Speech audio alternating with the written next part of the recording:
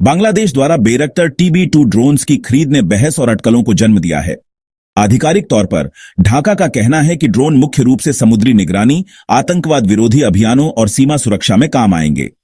TB2 की real time intelligence प्रदान करने, टोही मिशन चलाने और सटीक हमले करने की क्षमता इसे बहुमुखी संपत्ति बनाती है। हालांकि ड्रोन की तैनाती का समय और स्थान, खासकर भारत के साथ साझा की गई सीमा पर, सवाल खड़े करता है। भारत बांग्लादेश के ड्रोन कार्यक्रम और अपनी सुरक्षा के लिए इसके निहितार्थों पर बारीकी से नजर रखे हुए है।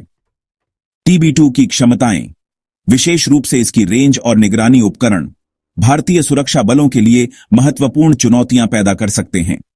ड्रोन्स का इस्तेमाल भारतीय सैनिकों की गतिविधियों पर नजर रखने, महत्वपूर्ण बुनियादी ढांचे पर खुफिया जानकारी इकट्ठा करने और संघर्ष की स्थिति में भारतीय संपत्तियों को निशाना बनाने के लिए भी किया जा सकता है। भारत बांग्लादेश की सरहद पर, जो अपनी सुरक्षा चुनौतियों के लिए जानी जाती है, इन ड्रोन्स की तैनाती भारतीय सीमा प्रबंधन के लिए जटिलता की एक और परत जोड़ती है। ड्रोन्स की ऊंचाई पर काम करने और बड़े क्षेत्रों को कवर करने की क्षमता उन्हें पहचानना और रोकना मुश्किल बनाती है। संभावित रूप से किसी भी संभावित संघर्ष में बांग्लादेश को एक असम्मित लाभ देती है। इस घटनाक्रम के जवाब में भारत अपनी सीमा सुरक्षा के उपायों को बढ़ाने की संभावना है। इसमें अतिरिक्त सैनिकों की तैनाती, निगरानी, बुनियादी ढांचे को मजबूत करना और TB2 द्वारा उत्पन्न खतरे को बेअसर करने के लिए ड्रोन रोधी तकनीकों में निवेश करना शामिल हो सकता है। भारत को बांग्लादेश के साथ बातचीत करके स्पष्ट प्रोटोकॉल और तंत्र स्थापित करने की भी आवश्यकता होगी, ताकि सीमा पर ड्रोन संचालन से जुड़ी गलतफहमियों या गलत अनुमानों के कारण किसी भी तरह के तनाव से बचा जा सके। भाग 4, भू राजनीतिक निहितार्थ, बदलती शक्ति गतिशीलता। बांग्लादेश द्वारा TB2 ड्रोन्स का अधिग्रहण केवल भारत और बांग्लादेश के बीच द्विपक्षीय मुद्दा नहीं है, इसके व्यापक भू राजनीतिक निहितार्थ हैं।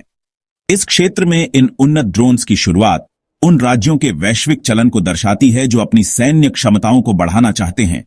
अक्सर तुर्की जैसे देशों से उन्नत तकनीक के अधिग्रहण के माध्यम से, जो एक प्रमुख ड्रोन निर्यातक के रूप में उभरा है। यह विकास संभावित रूप से दक्षिण एशिया में शक्ति संतुलन को बदल सकता है, एक ऐसा क्षेत्र जो पहले से ही जटिल भू राजनीतिक प्रतिद्वंद्विता की विशेषता है।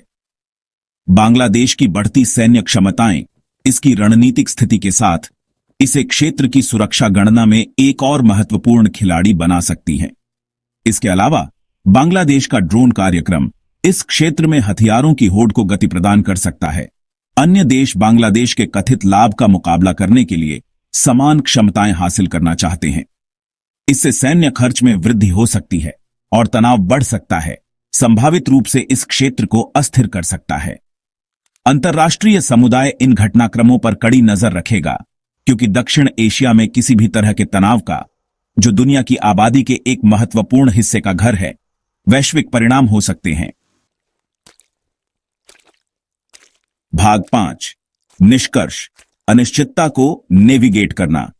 बांग्लादेश के शस्त्रागार में बायरक्टर TB2 ड्रोन्स की शुरुआत ने निस्संदेह दक्षिण एशिया के सुरक्षा मैट्रिक्स में जटिलता की एक नई परत जोड़ दी है। जबकि बांग्लादेश का कहना है कि उसका ड्रोन कार्यक्रम पूरी तरह से रक्षात्मक है, अधिग्रहण ने भारत में वैध चिंताएं पैदा की हैं, खासकर साझा सीमा की संवेदनशील प्रकृति और द्विपक्षीय संबंधों में जटिलताओं के इतिहास को देखते हुए। चिंताओं को दूर करने, ड्रोन संचालन के संबंध में स्पष्ट प्रोटोकॉल स्थापित करने और किसी भी अनजाने में वृद्धि को रोकने के लिए भारत और बांग्लादेश के बीच खुला संचार और विश्वास निर्माण के उपाय महत्वपूर्ण हैं।